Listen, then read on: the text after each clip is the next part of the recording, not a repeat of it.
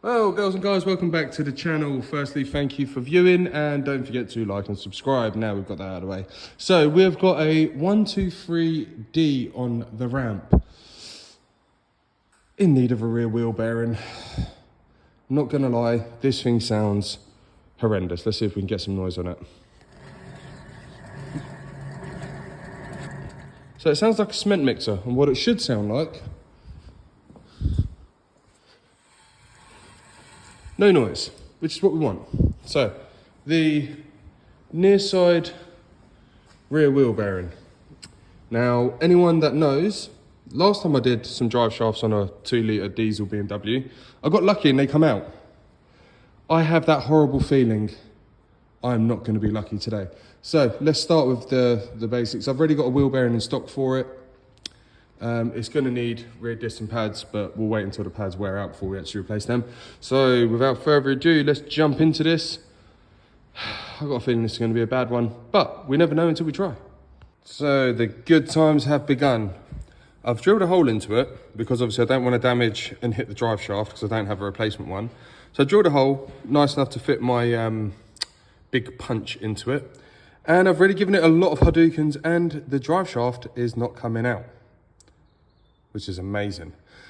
So now I'm gonna go with fun option 2, which is strip everything down, undo the drive shaft from the diff, and then put it in the vise or put it in the press and see if she'll come out. But as I'm doing it, I'm gonna keep spraying it, keep beating it as I'm stripping it apart, and hopefully we will have separation. But I hold no hope. I'm gonna be negative and then hopefully get something positive. So we also need to strip the drum down, the drum disc, handbrake drum, which is underneath the disc. Let's go, let's do it. So calipers off, it's 216 or 15 mils? 16 mils, 216 mils that go in the back here, they're off. Now I've used the hub cleaner to clean up the join between the hub and the disc. And now with a little whack, that's gonna come off. So just give it a nice little tap of a hammer around here, break the disc off, and then we're gonna start disassembling all the handbrake goodness.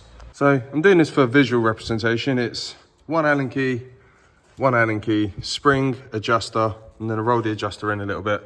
And then you've got the cable which goes in there. You disconnect that. There's a 10 mil on the inside that you need to remove. Does this need shoes? No, this should be all right. It doesn't need shoes at the moment. Yeah, so there's a 10 mil that holds the handbrake cable in. They can be tricky because they've got like a rubber, like a rubber boot that goes in. So plenty of lube and that will come out. But while I'm here, I'm gonna give this a few more dackers, give it a few more hits, see if I can get it to free off now. It's been sitting with some lube for a few minutes. So to remove the shoes, they are just little pins. You just go in, push, turn, and out it comes. Then you can, well, as I've been doing, I try and keep everything together so I know which way it all goes back together, and the adjuster goes at the top there. Obviously we're going to clean and service this all up. So now we've got to that, the handbrake, like a little hook that goes through the cable. You can't really see the cable, but it's there. That goes through there, and that's it. So let's put all that nicely together. So that's the handbrake all disconnected. We are indeed doing the easy bits first. I was thinking, can we remove the heat shield because we're going to probably need to, but for now, no. I've given it some more smashes with a hammer and yeah, still not moving. So now we've got that out. Obviously we need to disconnect the ABS sensor. I'm going to tackle the handbrake cable first if I've got enough room from behind. There might be some bolts that I can undo at the top. But yeah, do the easy bits first. So I was wrong. I said this was a 10 mil that held the handbrake cable to the hub. It's actually a 5 mil Allen key. So yeah, 5 mil Allen key, and then we can get the handbrake cable up, out, and that's fight number 1. But while we're here, we're also going to tackle the drive shaft and then start removing all the hub bolts. So yeah, we're going to have fun. All right, with a good fight, the handbrake cable is out. That was seized in there nicely. I got a little bit trigger happy. Removed 18 there, drop link. Removed an 18 at the top there. So I've only got the 21 here, the 18 there, but I remembered I do need to remove this drive shaft, and it's E-socket bolts. I'll give it a couple more hits, see if it comes out to really save me doing this, but sometimes you just got to do it. You've got to play the hand you're dealt. Right, all the drive shaft bolts are out. They are in E12, keeping a nice little pile. So now the drive shaft's loose. Handbrake cable's keeping it nicely in place there. Yeah, there we go. We're loose on the shaft. Now, that's an 18, that's a 21. And I believe at that point, we are good to dangle and get it out. I've beaten the shaft. I've beaten the shaft multiple times. That is not coming out. So I've got a feeling it's going to be wedge it in the press and apply 10 tons of force. If that doesn't come out, we're going to break out the classic favourite, heat. Heat fixes everything. So what do you reckon it's going to be? Let's have a little vote at this point. Do you reckon it's going to come out in the press? Or do you reckon it's going to be vice and good old heat? I'm saying heat. But let me know what you guys are thinking. We have a complete assembly with drive shaft in tow. That's what it looks like. So just to give you a rundown on the bolts, you've got 18, 21, 18, 18, 16 on the drop link, 18, 18. So all 18s and 21s and 16s for the caliper carrier, and 5mm Allen key for the handbrake. And the ABS sensor, which is still attached, is a 5mm as well, but I don't know if I'm going to take that out yet. If I use heat, then it will be coming out. If I don't use heat, it will be staying in place. One hopes. Might have to take it out. You know how it's going to end up. So now I'm going to chuck the car up in the air and proceed to destroy something beautiful. Well, we tried everything. We put it in the press. Didn't work. My little contraption right here. So now it is time to turn it into a liquid. Obviously the wheel bearing is toast anyway, so yeah, let's get some thermal expansion. I've got a selection of hammers ready to beat the crap out of it. This is the dirty area, by the way. So I'm going to get that very hot, and I mean very, very hot. And out it comes, we hope. Oh yes, we have the best sight in the world. Movement makes me very, very happy. So, drive shaft has come free. It took about 10 minutes worth of heat with the map gas. We're there. Sometimes you got to take the small wins.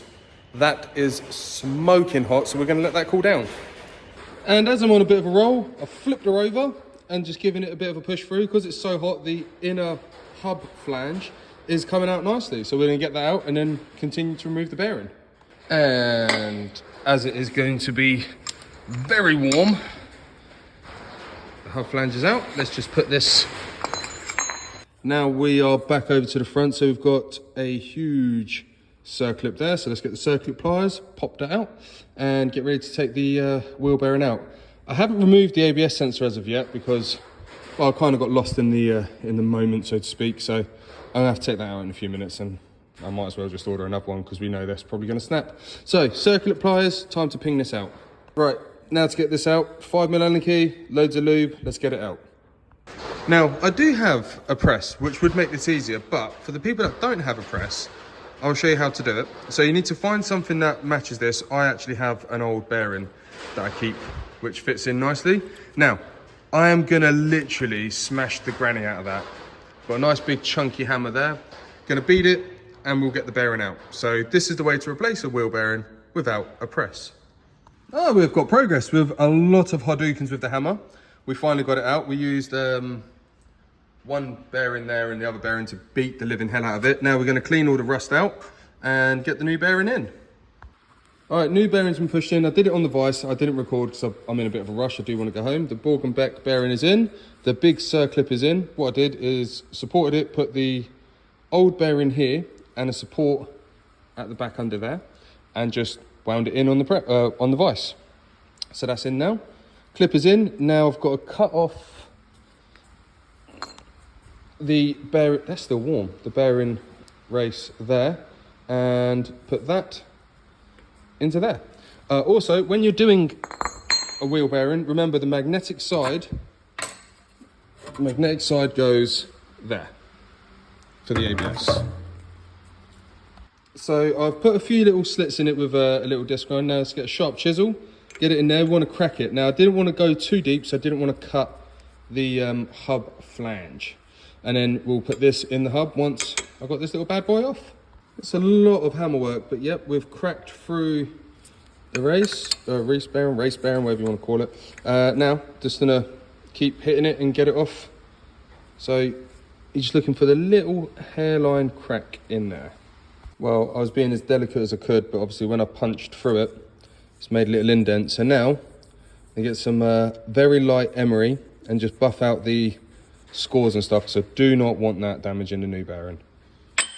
So I've run it with some wet and dry. I've got it to the point of where it's smooth. You can't actually feel that now, but it's still a nick there, but I kind of got no choice. That will be okay going in. Little divot, but yeah, it is what it is. Not truly happy, but I don't have a spare and I can't get hold of one today. I've already tried. So we're gonna go with it. I'm 99.9% sure it's gonna be fine. Now, let's get it in the hub with some anti-seize. I need to put some anti-seize on the splines as well when it goes back together. Just to give you a demonstration on how I'm doing this. So that's in that, slight pressure. Got a little bearing on the back to stop the internals blowing out. And now I just gently crank it as we go. And just like that, I believe we are home. So I'm gonna take it all out and check. We are indeed home and good. So that's all in. Now I'm gonna clean up the ABS hole and start the rebuild. All right, ABS sensor is in, all cleaned, all good. Now we're just eyeing up the drive shaft. I checked that there was no damage to the threads because obviously we did give it a lot of beating, but the new nuts on, ready to go. So we're gonna fit the drive shaft first. We're gonna chuck that up there. Just gonna use a small amount of lube on each of the drive shaft bolts because these can come undone on their own accord, but we're gonna make sure they're double FT. So now let's chuck a drive shaft in.